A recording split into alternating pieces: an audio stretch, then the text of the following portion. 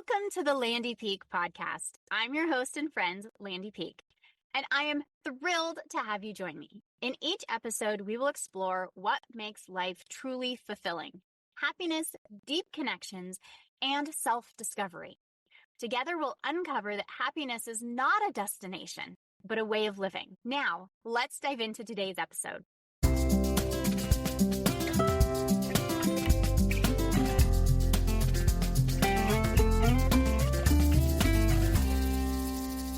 So many women are told they're quote unquote normal on paper. Their labs look good, while their bodies are saying otherwise. Perhaps you've experienced the afternoon crash after eating, foggy focus, and a gut sense that something's just not right. You just don't feel good in your body. Today, we're talking about insulin resistance and women's health. Welcome, I'm Landy Peak, and this is the Landy Peak podcast. If you've ever walked out of an appointment with more questions than answers, or felt like you weren't heard when you're describing all your symptoms, patted on the back, told that you're fine when you don't feel it, this is the conversation for you. I'm joined by Chelsea Hayman, a physician's assistant and certified diabetes care and education specialist with nearly a decade in endocrinology, and she's the founder of Empowered Glucose. She's here to cut through the noise, let us know what insulin resistance actually is, why hormone shifts make women uniquely vulnerable, think pregnancy, postpartum, and perimenopause, how to make smart changes without getting stuck in the all or nothing thought process, and what tools like continuous glucose monitors can actually teach you in real time. We also talk about things like gestational diabetes and why it's not your fault. It actually can be tied to the placenta. And we go into mindset and support to make this not overwhelming and livable. I am so excited for you to hear this conversation. Let's dive in. I want to welcome Chelsea Hayman to the Landy Peak podcast. Chelsea, welcome. Can you share a little bit about who you are so the listeners can get to know you? Yeah, thanks so much for having me. I am a physician assistant and certified diabetes care and education specialist, and I have spent the last almost decade within the endocrinology and diabetes management space. And with my time within endocrinology, I have developed a strong passion for diabetes care and management, specifically with women. So I recently created my business, Empowered Glucose, to help empower women um, to feel confident in their care, educated, and help with the mental burden that surrounds a diabetes or insulin resistance diagnosis. I'm glad you tied in that insulin resistance because I think that is an under talked about area. And I Yeah. make sure we go there because there is that oh, we have a diabetes diagnosis, but insulin resistance comes up. And I don't think there's a lot of education and talk around that. Yeah, there's a lot of misinformation out there, and there's not a ton of information on what insulin resistance really is and how it impacts our health, especially as women, because all of our hormones play a part in insulin resistance. And as we get older and the estrogen levels decrease, that actually causes some insulin resistance. So it's a huge part, especially in women's health. That's really interesting and fascinating to know. So I want to talk about kind of who is that client that you're working with in that, what is she facing? What is she struggling? Is this a new diabetes diagnosis? Is this somebody that has had diabetes for a long time and struggling, or both? Kind of who is that person that we're speaking to today? Yeah, so it is really anybody who is struggling with their diagnosis. So if you feel overwhelmed, if you feel kind of lost within the diagnosis, I want to be in your corner and I want to help you navigate the diagnosis so that you can feel confident and feel less overwhelmed by this diagnosis. It's really for anyone with insulin resistance or diabetes, both type 1, type 2, even gestational diabetes. I personally had gestational diabetes in both of my pregnancies, and I think that's what really spurred my passion too, within the diabetes realm. And I just want to support women in all avenues of this diagnosis. So really all of the above. That was great, and I'm glad you brought in that gestational diabetes because I, with my second, also had gestational Mhm. diabetes, and that diagnosis, like, really rocked me because and Mhm. I had a friend who was pregnant at the same time. We both, at the time, were doing like, we were CrossFitters, eating super healthy, and all of a sudden, we both end up with this gestational diabetes diagnosis. Like, how? Like, I thought I was doing everything right, and all of a sudden, I need to change how I'm eating and pricking my finger and monitoring, and then the freak out of what am I doing to my baby? And Mhm. so, can you just share, like, when you first get that diagnosis, what are the things that we need to be thinking and we need to have support in so that this isn't so overwhelming? Yeah, so mindset is a huge part in this. I When I got the diagnosis, it also rocked my world as well. I am educated in diabetes management. I've had with my first pregnancy, I had several years under my belt within managing diabetes. And yet I still felt overwhelmed, guilt, shame around the diagnosis.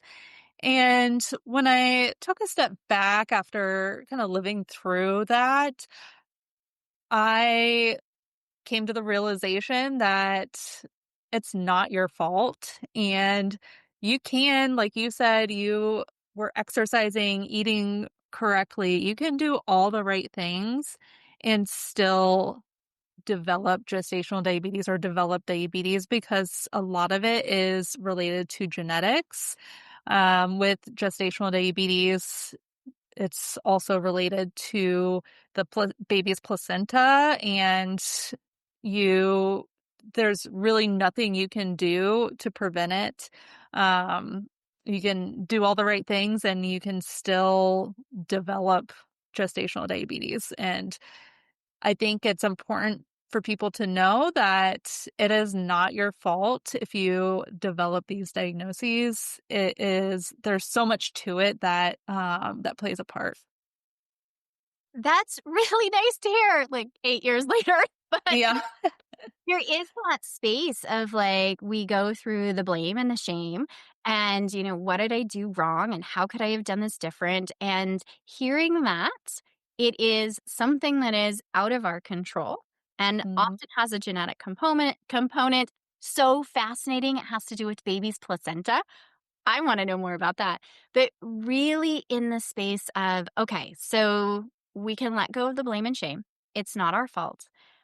Now what? Now what do we need to focus on and do? Because a lot of, at least when I got my gestational diabetes diagnosis, it was, okay, you need to change how you're eating, but there's not a lot of guidance there. And, here's how you prick your finger and measure your glucose. Is it glucose that I'm measuring or is it? Yes. Okay. Yep. Glucose. Been a while measuring my glucose, and I had to keep a log and keep track and send my diet to, my provider. But there isn't a lot of like, okay, what can I do? How can I feel in control? It feels like there's a lot of things that are out of my control that I'm supposed to be doing, but I don't feel in control of the situation. How can I flip that script so I really feel in control? Yeah. So mental health is a huge part in these diagnoses. And I found that journaling, gratitude journals, really working with somebody to kind of shift that mindset is so important. It's important to have a community surrounding it because then you feel that you're not alone in this. It can feel very lonely having a diagnosis like this, and when you are part of a support group or working with somebody who has been there, it's it really changes your mindset. You realize that it's more common than you think, and again, not your fault. And there are so many people with different uh different stages and different body types, different diets, different lifestyle, and uh, all of these people are developing this diagnosis, um and it's just important to know that you're not alone and you have the support if you find it. I think that's really wise. I mean, in anything that we're dealing with and struggling with, having that support and not being I because it's so easy to isolate yourself. To step Mhm, out of that isolation and have virtual or in-person support with either a group or a person that you're working with that can be your cheerleader and your guide is mhm. really huge in like, okay, I can now handle this. So when we're looking at kind of shifting, we need to shift our eating. Are there things that we need to be aware of if we are somebody that has diabetes or who loves somebody that has diabetes? What do we need to know about like diet wise? Because that shifts and changes. Yeah. So I want to meet people where they're at. It is, again, an overwhelming diagnosis, and I don't want you to go and cut out all the carbs, go heavy on keto diets and whatnot because it is not sustainable. I personally have attempted a keto diet in the past and it just was not sustainable. So I know a lot of people can sustain that and it's fine, but I that just feels overwhelming to me personally. And I know a lot of people trying to cut things cold turkey can be overwhelming and discouraging. So I like to meet people where they're at, whether that be if you like a cheeseburger, have the cheeseburger, take the top bun off, and have a side salad instead of fries, or if you like um, pasta, then have like a small portion of the pasta and load it with veggies and protein and just incorporate more fiber from veggies and more protein, which can help balance your blood sugar overall. So you're limiting the carbs, but you don't have to cut them out completely. I love that you're shifting away from the all or nothing approach because I think a lot of, I mean, me, but a lot of people that are listening also have that like we dive in big and deep, and then it's not always sustainable. So, okay, Mhm. I'm going to take out everything and be the best eater that I can possibly be. And then I'm like, oh, great, I can't eat anything and this isn't working. And then you're more likely to kind of fall apart with that diet. But giving that space of, okay, you can still eat what you want. We just have to be a little bit more moderated. And Mhm. we can look at how we can balance what we really want to eat with something that's really going to support our body. And I think that's a shift of approach where we get the permission to, this doesn't have to overhaul our life. This gets to be something that we work with and we still get to enjoy. And we're just going to be a little bit more mindful in how we're really approaching it. Exactly. I also struggle with the all or nothing mindset. It's so hard to kind of get have that mindset shift to be more of let's do things in moderation and take it one step at a time. I struggle with that myself because I am a perfectionist, but it is so important to get out of that all or nothing mindset because it can really hinder your mental health. Right. It gives us that kind of block of like, Mhm. I'm stuck. And then when we're stuck, we lose the creativity to be Mhm. to open up to new and different ideas. And I love that. Okay, we're going to step back. Instead of go all in, let's step back and look. How can we shift and still live life the way we want to live life? Chelsea, would you speak a little bit to that insulin resistance? Because I think there's a lot of people that are kind of on their edge where we're not diagnosed as having diabetes. And yet there's still these little red flags that we need to start being watchful, but there's often not a lot of other information coming from providers, and it's not something that you are supported around. Right.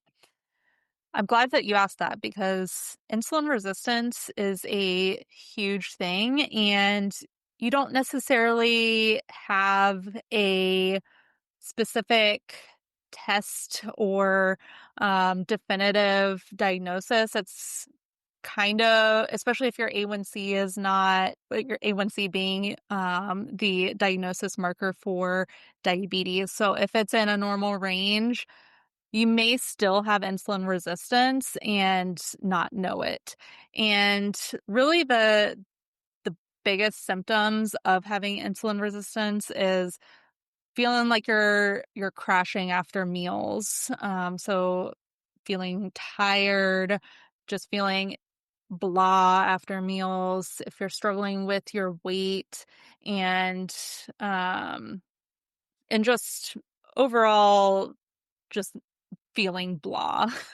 The best way to explain it with a lack of better words, but um it is usually a result of like hormonal shifts as well. So like I said, with women, as our estrogen decreases, then that causes more insulin resistance. So that causes a um a further issue with losing weight and such because of insulin resistance.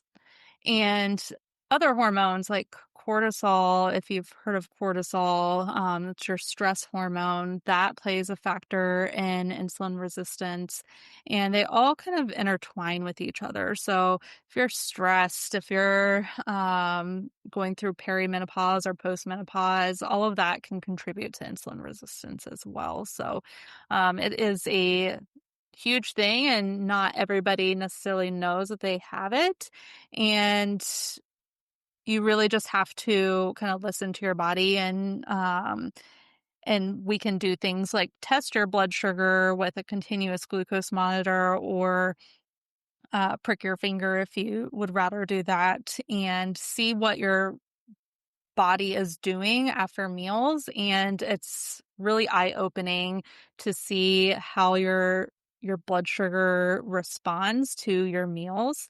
I personally have I believe I have insulin resistance because I if I have a carb heavy meal, I just feel awful. And recently, I am currently almost a year postpartum, but recently I had pizza, and it was like a deep dish pizza, and um I just felt awful afterwards. And I went home. It was 2 hours after my meal, and I decided that I was going to check my blood sugar. I still had supplies from when I had gestational diabetes, and my blood sugar was high for someone who is not a diabetic. My blood sugar was in the 200s, and a normal blood sugar 2 hours after a meal is under 140. So I was panicking. So I put on a continuous glucose monitor and monitored my blood sugar, and my blood sugar does come back down. But if I have carb heavy meals, it does spike relatively high for someone who doesn't have diabetes. And but it does come back down, and that roller coaster of blood sugars can really make you feel awful and can cause all of these symptoms. Oh my gosh. Like, I yes, yes, yes. I think that's Uh-huh. and I'm in the normal range. I just had my blood work Mhm. in the normal range, but I do feel that, and I just avoid, heavy carb meals because Mhm. I feel like crap after. Mhm. Like, as you're talking about that spike, I'm like, "Ooh, I no longer have anything to go test," but I'm like, I'm curious just to see what's going on in my body because with perimenopause, definitely having the roller coaster of hormones, how that is impacting my glucose levels. Just in Mhm. like, I'm one of those people like, let's test it and see. And I'm so curious. And can I have the before and after? Based Yes. on, all things anatomy. And I think that's such an eye opening awareness for people listening is that we can be in a quote unquote normal range. We also Mhm. talked about this with our hormones. We can be quote unquote normal but not optimal. We're Exactly. not really functioning at that optimal range where we're feeling good. And I'm in that normal, but I also am aware that those heavy carb meals, like I am exactly as you described, like, ugh, I'm done. I have no energy. I really just fudge it on my own, going, I eat what makes me feel good, which is good. Yes. Mhm. And I'm not really addressing a problem that may be there, but had no awareness until we're sitting here talking that it Mhm. could be there. And you're describing me. Yeah. I also my blood work has been normal since, I've been postpartum and have a normal A1C, so I don't have diabetes, but I know that how my body responds to carbs is a result of insulin resistance, and it is very common in someone who has a history of gestational diabetes and also family history of diabetes. I have a pretty strong family history of diabetes as well. So I have to be super cautious of what I'm doing personally as far as my diet because one, it makes me feel like crap. And two, I have a high risk of developing diabetes in the future. Oh, that's really interesting. So you and I, we're kind of in the same boat here. What can we do to really support our own systems in this possibly insulin resistant space that we can really take care and not tip over into diabetes later in life or really just feel good and get ourselves into that optimal space? What are your suggestions of things that we need to be aware of, think about, possibly do? Yeah. So adjusting some of your lifestyle. Again, I don't want you to do all or nothing. I want you to cut back a bit on the carbs, eat carbs in moderation, add protein and fiber to your carbs because that will level out your blood sugar and as well as some sort of activity, some sort of exercise. And one thing that I have found that has helped myself and my blood sugar is taking walks after meals, especially those carb heavy meals. So taking a 10-15 minute walk after eating can keep your blood sugar stable and prevent that spike afterwards. That's really awesome advice. And just, I mean, like intuitively, there is kind of that like, ugh, I don't want to get off the couch after I eat that. Mhm. And the shift in, okay, that little bit of movement, this isn't like I'm all into a huge walk. This is, okay, we ate dinner. It was a little carb heavy. Let's get everybody out and just go around the block. Is that Exactly. 10 to 15 minute? This isn't a big intensive commitment of I have to go exercise, but just get moving and how that can actually shift our blood sugar. Because I hadn't really thought about, oh, if I eat heavy carbs, just going for a walk is going to make me feel better. Yeah. And you can make it a family event too if you're a mom and you want to take your kids outside, let your kids ride their bikes or walk with you. It's a great family bonding opportunity as well to kind of get out and walk like after dinner or whatnot. It's yes, easy to do, something that we do as a family a lot after dinner because we need to get the, like, crazies out before Uh-huh. we go to bed. We need a little energy expelled for Yes. everybody. Um, so thank you for that. Simple ways that we can kinda shift. What else with this insulin resistance do we need to be aware of? We're talking about, like, high carb meals, not probably the best if we're feeling crashing afterwards. Getting out and moving, adding some protein. What else is gonna and fiber you had added. So adding protein, fiber, Yes. moving, um, not focusing on the high carb meals that probably make you feel crappy. What else, or is this kind of like a big shift, that little things that make a big shift in how we're showing up and feeling in our life? Yeah, so incorporating all those little things will make a huge impact. Having somebody in your corner, to support you in this is important as well. Also, if you are struggling with other hormonal issues like perimenopause or menopause, seeing your healthcare provider to discuss your estrogen levels because that can contribute to your insulin resistance and sensitivity as well. Ooh, okay, so talk to me about insulin sensitivity versus insulin resistance. Yeah, so insulin resistance is essentially your body, as the term kind of sounds, your body is resistant to the insulin. So your body is not utilizing that insulin appropriately. And insulin sensitivity is how your body responds to the insulin. So if your body is sensitive to insulin, then drop your blood sugar may drop low. Or if you are um less sensitive to the insulin, then your blood sugar may run higher. So it's the terms can kind of interchange, but resistance is your body resisting the insulin that your body is producing. And insulin sensitivity is how your body is utilizing that insulin, if that makes sense. It does. And thank you for that, because that, really clarifies. So when we're talking about insulin sensitivity, how can we tune in that we might have insulin sensitivity? Are there, just like insulin resistance, kind of those markers of you eat a high carb meal and you feel really crappy? Or is this something that is really kind of undiagnosed, going under the radar, and we're not as a not there's not those key markers that we can tune into? Yeah, it's very similar to insulin resistance.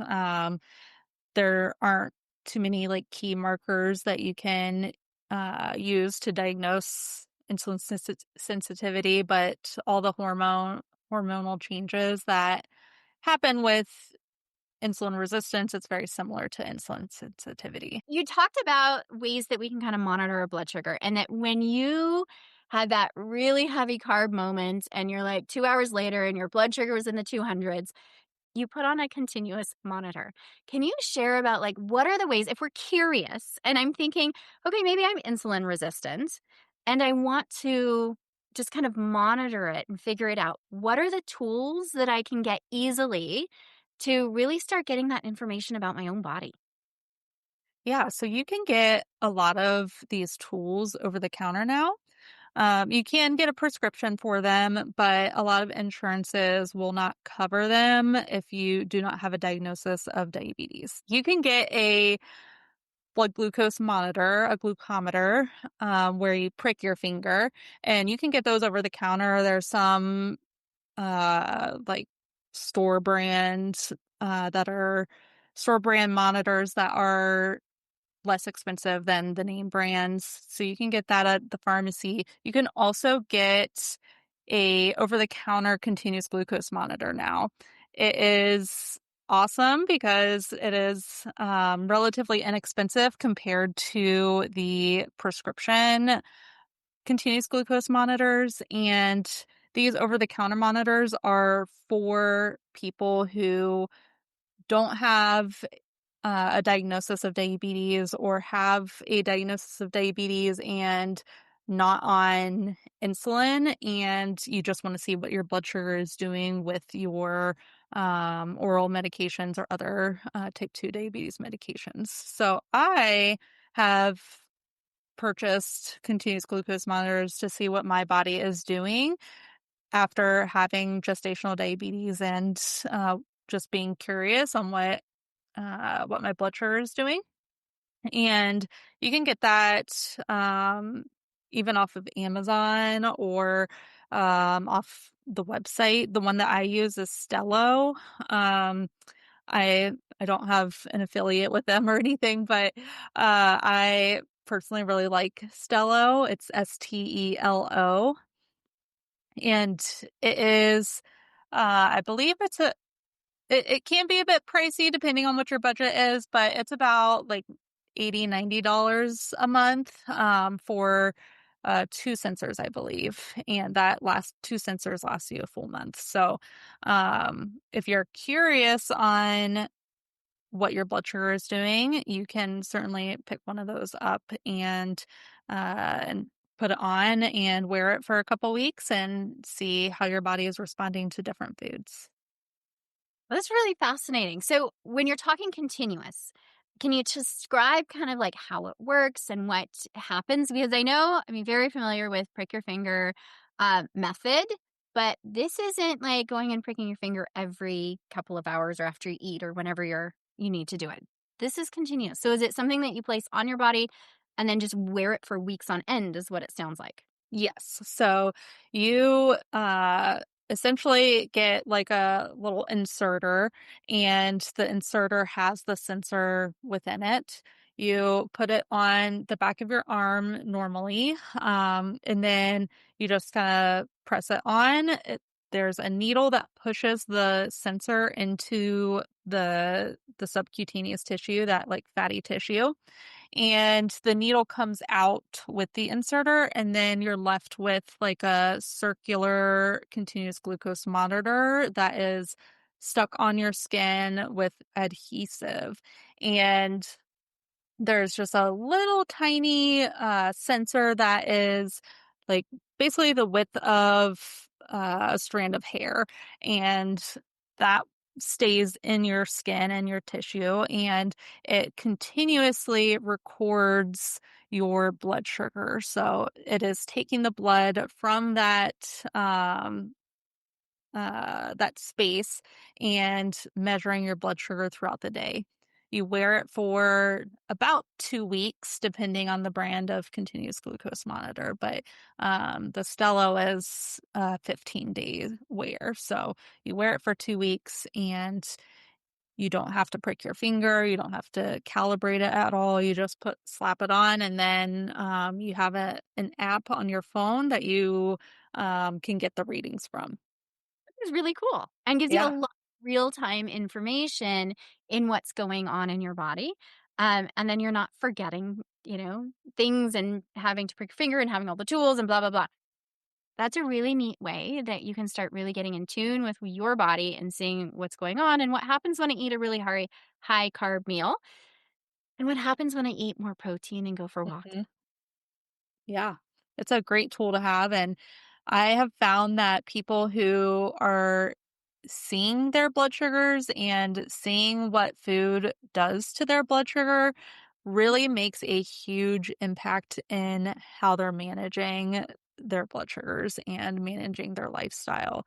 I For my patients within my endocrinology clinic, if I slap a continuous glucose monitor on them, they can bring their blood sugars down just by having that on alone, because they are able to see what their blood sugar is doing. And so they're more mindful of what different foods are doing to their body.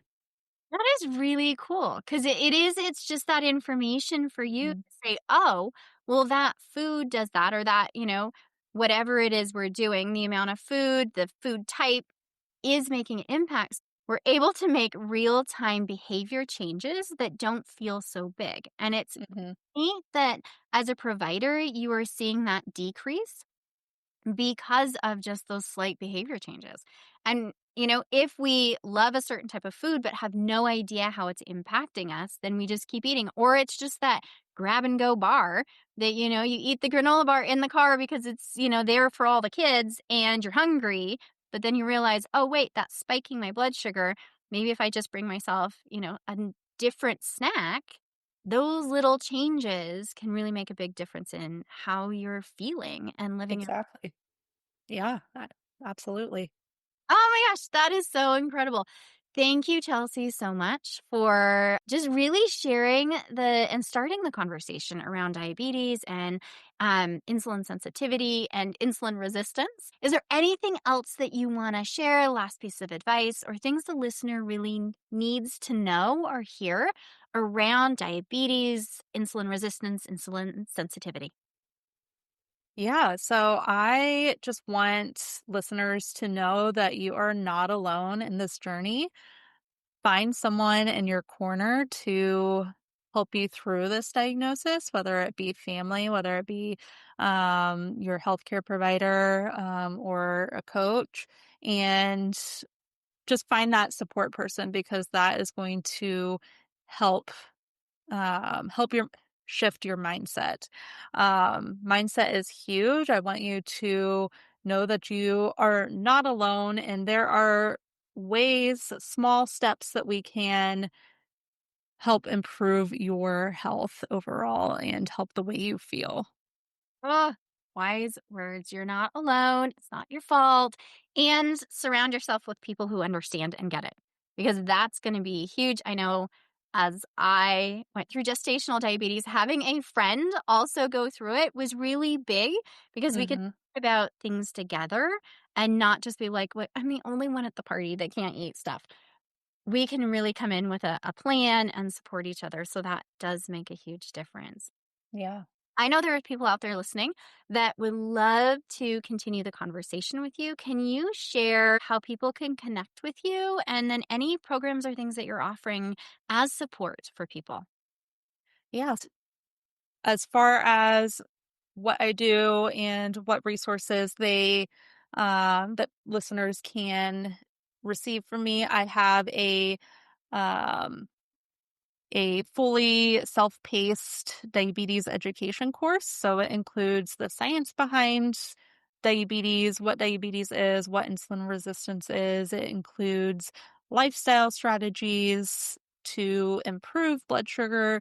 It includes who should be on your care team and medication options that are out there for diabetes, and also includes a support group, Empower Glucose support group. So that's available. And then I also provide one on one diabetes and insulin resistance coaching where I kind of dive into your personal experience with the diagnosis, whether it be a new diagnosis or you've had it for a while and just need refreshers or need additional help.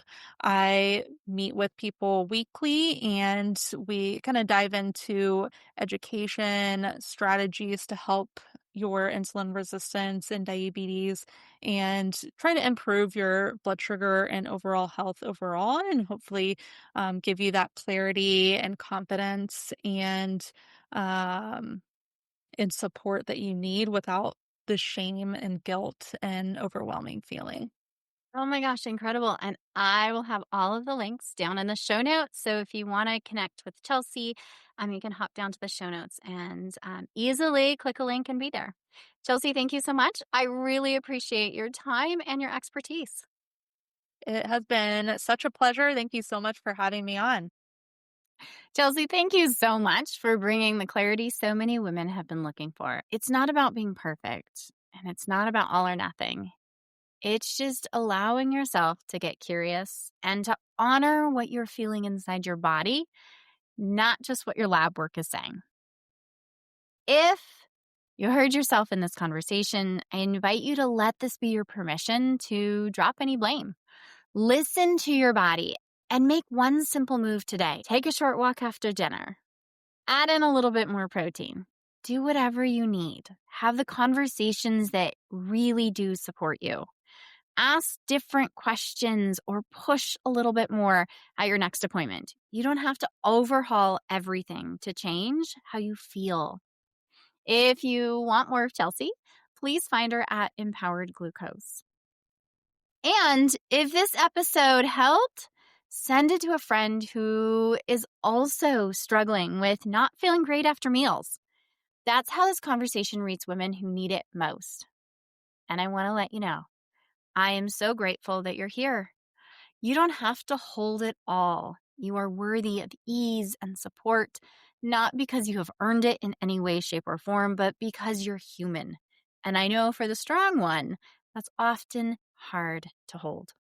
Keep choosing the small, sane next step. It's more than enough. I'm in your corner cheering for your steadiness, your spark, and you. And I can't tell you how grateful that I am that you are here listening and doing something good for yourself. Until next time, I want you to have an amazing day, and I will talk to you on the next episode. Hey, before you go, just a little bit of legal.